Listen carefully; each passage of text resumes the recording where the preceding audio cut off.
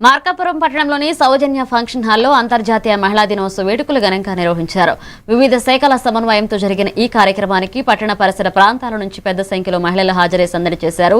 ఈ కార్యక్రమానికి ముఖ్య అతిథులుగా మార్కాపురం ఎమ్మెల్యే కందుల నారాయణరెడ్డి, జిల్లా జాయింట్ కలెక్టర్ పులి శ్రీనివాసులు పాల్గొని మహిళా సాధికారతపై ప్రసంగించారు.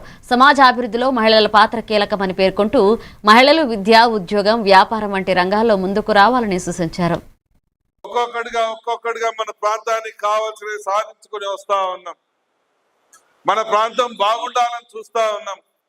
మన ప్రాంతానికి ఒక ఇండస్ట్రియల్ పరంగా, ఒక పారిశ్రామిక రంగంగా అభివృద్ధి చెందేదానికి కూడా ప్రణాళికలు రూపొందిస్తా ఉన్నాం.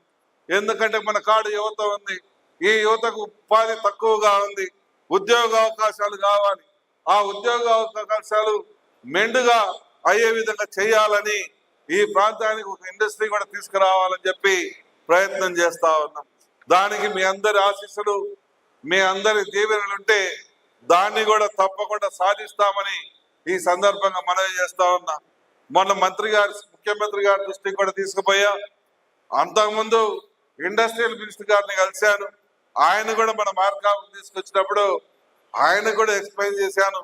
ఈ ప్రాంతంలో ఒక ఇండస్ట్రీ కావాలంటే తప్పకుండా చేసి పెడతానని చెప్పి ఆయన కూడా మాట ఇవ్వడం జరిగింది.